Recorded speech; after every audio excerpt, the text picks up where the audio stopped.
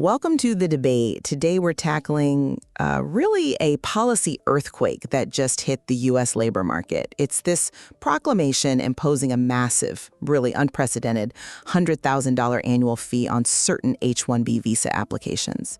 Now, this is framed as protecting American jobs, even national security, but it has huge implications for Silicon Valley, for U.S. innovation, and frankly, for the global high-tech outsourcing industry. So the core question we're debating is this. Is this new $100,000 annual H-1B fee a necessary step to stop, widespread program abuse and wage suppression? Or is it actually a severe economic own goal that guarantees high-value jobs and innovation get pushed overseas? I'll be arguing that this policy is an urgent and necessary regulatory filter. And I'll be arguing the opposite, that this fee is, well, frankly, overly punitive. It ignores the critical and, I think, measurable need for specialized talent, especially in emerging tech, and it pretty much guarantees negative economic blowback for U.S. competitiveness. I mean, a $100,000 annual charge, implemented with basically a one-day deadline, September 21st, 2025, that's a devastating cost escalation for talent. Now, you are part of the Kaizen community, always striving for improvement through knowledge. Before we dive deep, hit that like button and subscribe, and tell us in the comments, do you think U.S. tech companies actually have enough skilled workers right now? Just type 1 for yes or 2 for no. We want to hear from you. Okay, so my position is that this fee, while steep, is really a necessary fix for a system that had become, well, broken. The H-1B program, remember, was intended for additive, high-skilled functions, bringing in the world's best when and only when a domestic worker wasn't available. But instead, the program has been deliberately exploited. That's the language used. Exploited to replace, not supplement, American workers, often with lower paid, maybe even lower skilled labor. And the data, I think, backs this up pretty strongly. IT workers now make up over 65% of H-1B holders. That's up from just 32% back in 2003. This huge reliance by the IT sector has fueled what the proclamation calls wage suppression, creating a clear, disadvantaged labor market for American citizens, especially in critical STEM fields. This enormous fee, it forces accountability. It makes sure only firms genuinely looking for the best of the best, those who can economically justify this cost, will use the program.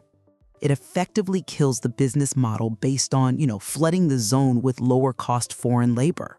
The policy goal seems clear. Correct a market distortion, invest in Americans.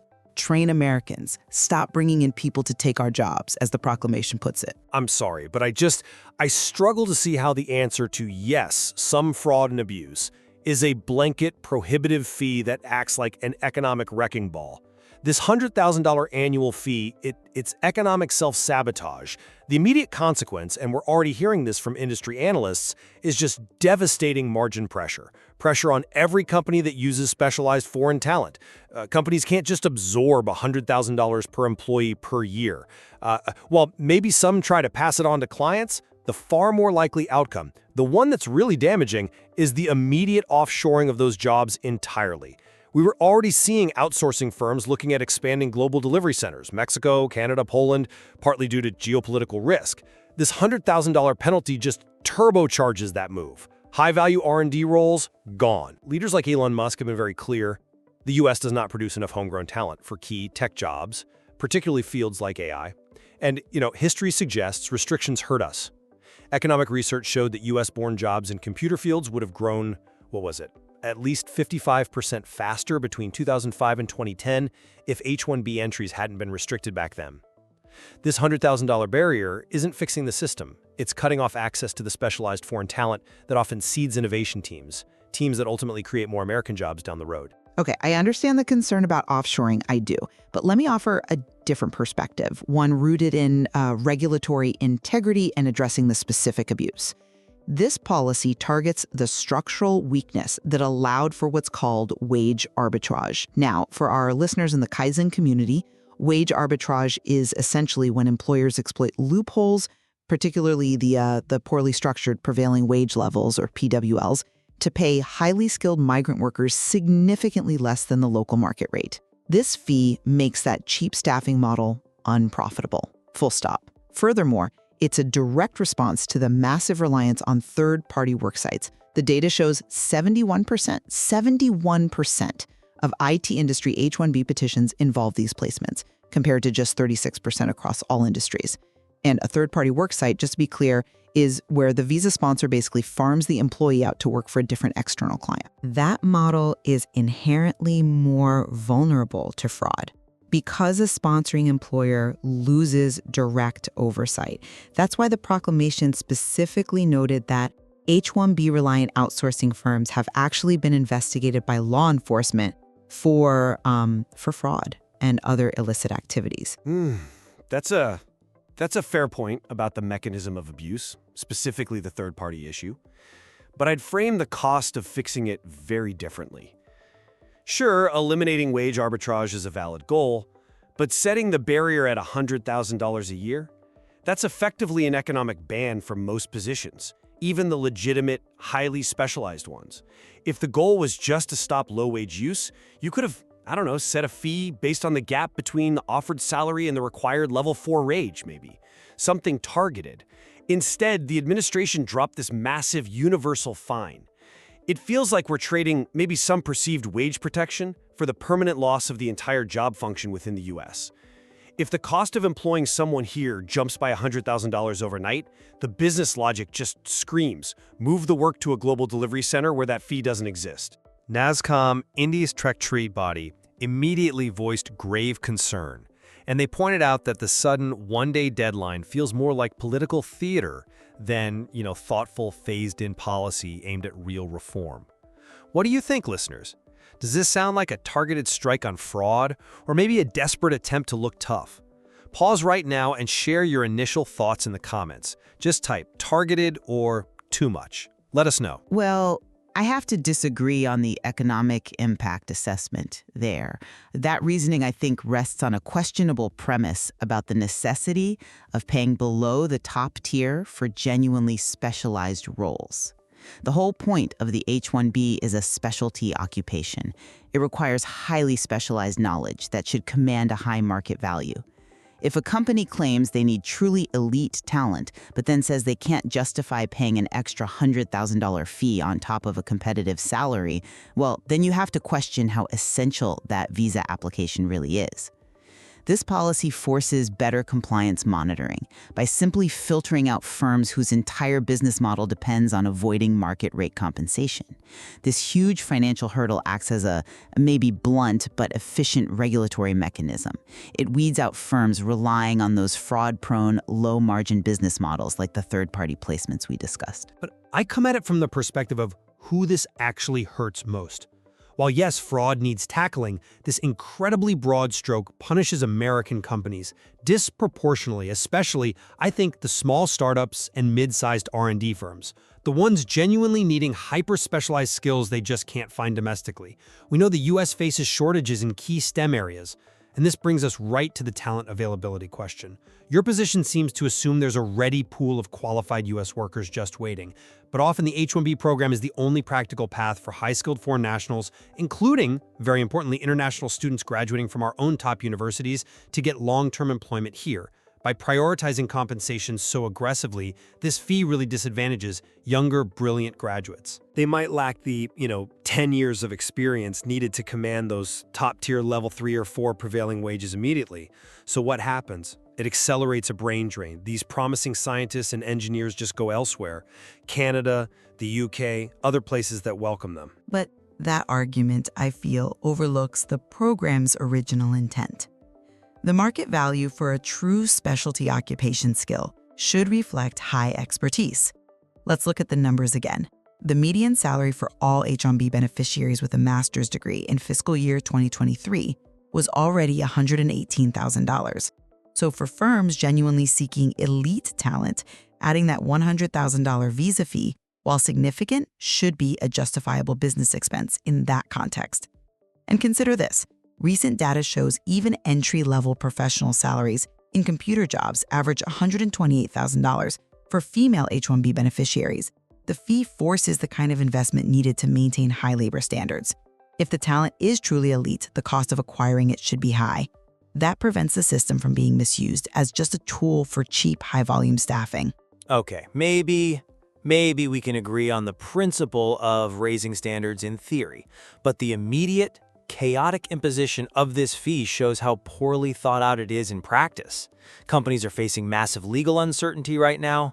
Think about the existing H1B dependency rules. They require certain employers to pay at least $60,000 or ensure the worker has a master's degree to be exempt from extra hoops.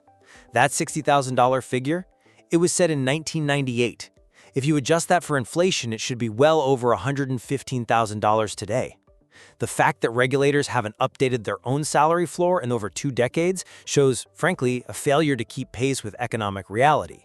So, slapping a sweeping $100,000 annual fee on immediately with no legislative reform, no rational phase-in, that's just reckless policymaking. It's not reasoned economic protection. And shouldn't we be focusing on clarifying existing ambiguities first? Like the definition of the employer-employee relationship, which has caused endless confusion, instead of just hitting everyone with a huge financial penalty. I'll concede the rapid implementation is challenging. And yes, broader structural reform is needed. But the economic harm argument, I believe, overlooks the crucial long-term domestic benefit. The system as it stood incentivized employers to completely skip workforce development. Why invest in training Americans when you can just rely on the H1B lottery each year to staff your teams on the cheap? By making foreign labor dramatically more expensive, the administration is correcting a systemic misallocation of resources. It's forcing companies to actually invest in and train Americans, as the proclamation says, instead of defaulting to the cheapest source of skilled labor. We must focus on our own recent graduates from the great universities across our land to build a sustainable, resilient domestic workforce in these high-skilled areas. That's a compelling point about domestic investment. It truly is. But have you fully considered the immediate and potentially irreversible impact on highly technical, really niche fields? Think advanced AI, quantum computing, complex semiconductor design. The global race for talent in these areas is absolutely fierce.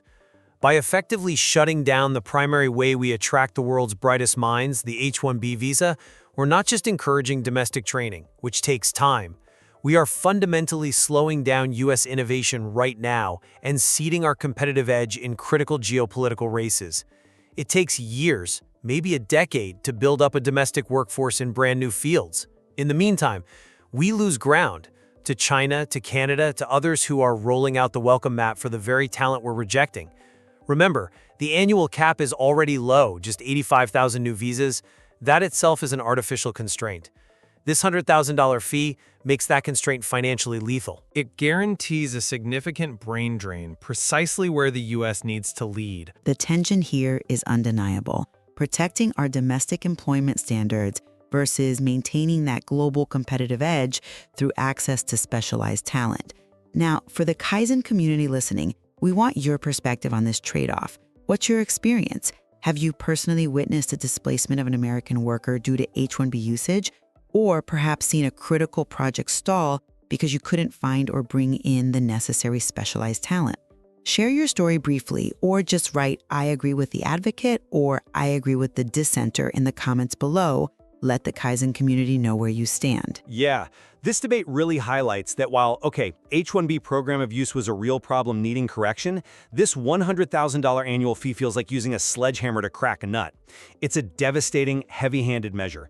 It creates this overwhelming incentive for high-skilled American jobs, R&D jobs, the very engine of our economic future, to just pack up and leave the U.S. entirely. And that damages our long-term technological leadership, particularly in that AI race we mentioned. And conversely, I maintain this fee is a necessary surgical shock to the system. It's designed specifically to end decades of documented H-1B abuse, particularly that market distortion caused by wage suppression and the massive outsourcing model built on those fraud-prone third-party placements. This action directly reinforces the stated policy goal: end job displacement and force employers to put their capital into training and hiring U.S. workers for these high-skilled roles. Regardless of which side you lean towards, the implementation of this policy definitely promises a highly turbulent period ahead. Companies are going to be scrambling to adapt immediately to this unprecedented financial barrier, and the consequences, whatever they are, will reshape the future of the U.S. high-skilled labor market. We want to thank you for seeking multiple perspectives with us here on The Debate. We really encourage you to keep analyzing the evidence yourselves. So our final question for the Kaizen community: which outcome do you ultimately predict? Will this lead to a stronger, more protected domestic job market, or will it accelerate offshoring and cost the U.S. its global competitive edge?